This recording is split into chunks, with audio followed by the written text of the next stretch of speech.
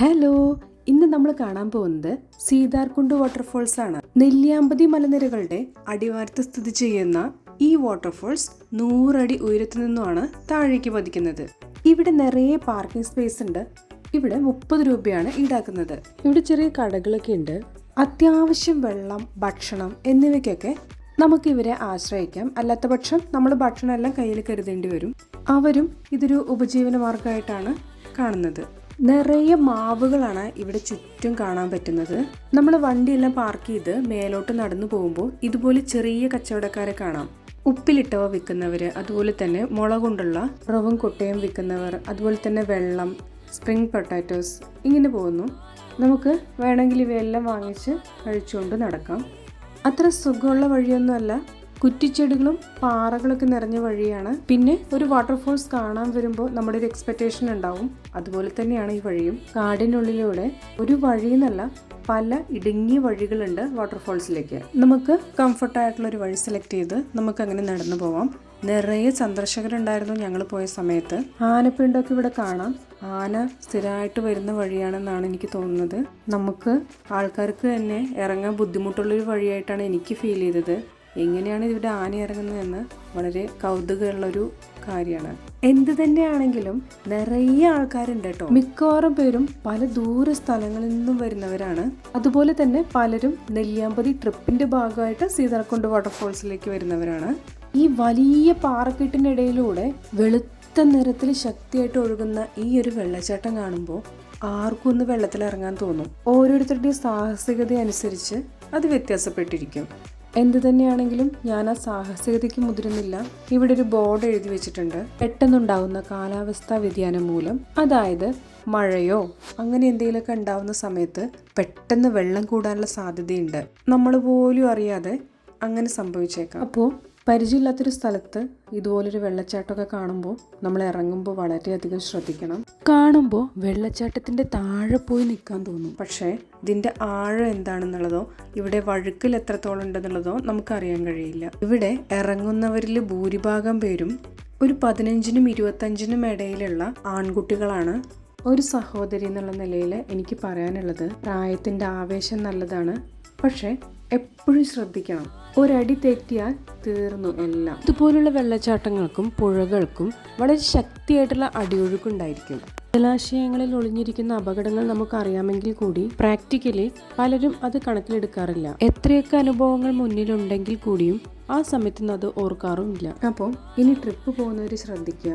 നമ്മൾ ഇങ്ങോട്ടൊക്കെ വരുന്നത് ഇതിന്റെ കാഴ്ചകൾ ആസ്വദിക്കാനാണ്. സേഫ് ആയിട്ടുള്ള ഡിസ്റ്റൻസിൽ നിന്നുകൊണ്ട് പ്രകൃതിയെ ആസ്വദിക്കുക. സീതാർകുണ്ട് വാട്ടർഫോൾസിനെ ചുറ്റിപ്പറ്റി ഒരു കഥയുണ്ട്. സീതാർകുണ്ടിന് ഒരു ചരിത്രപരമായിട്ടുള്ള ഒരു പ്രാധാന്യമുണ്ട്.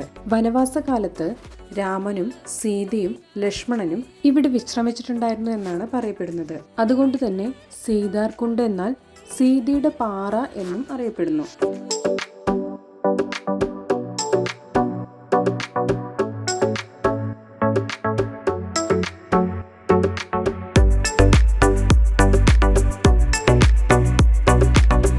പാറകളും അതിനിടയിലൂടെ വെളുത്തു പതഞ്ഞൊഴുകുന്ന ഒരു പുഴയും. ഈ നീർച്ചാലിലൂടെ സൂര്യപ്രകാശം തട്ടുമ്പോൾ തനി വെള്ളി നിറമാണ്.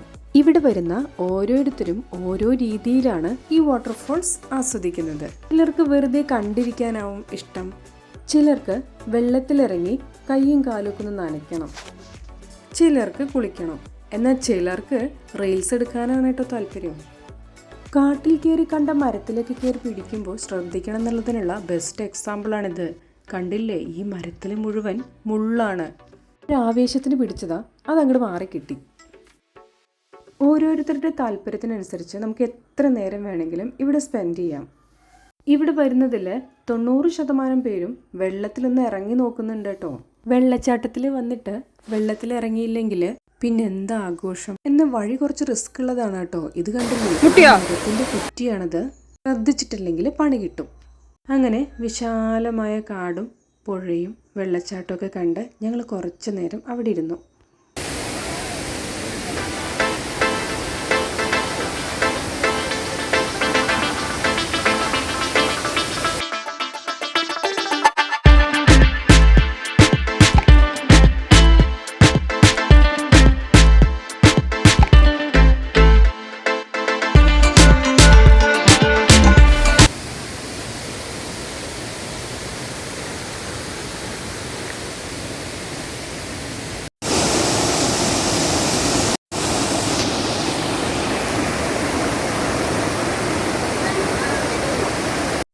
കാതടപ്പിക്കുന്ന വെള്ളച്ചാട്ടത്തിന്റെ ശബ്ദം ആർക്കിഷ്ടാവും.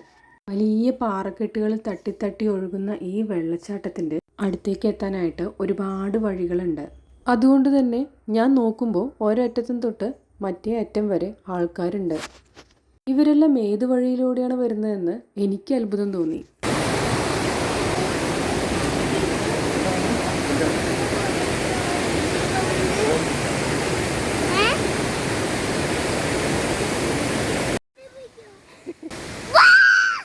ഇവിടെ പടർന്നു പന്തലിച്ച് നിൽക്കുന്ന മരവള്ളികള് ഒരത്ഭുതം തന്നെയാണ്.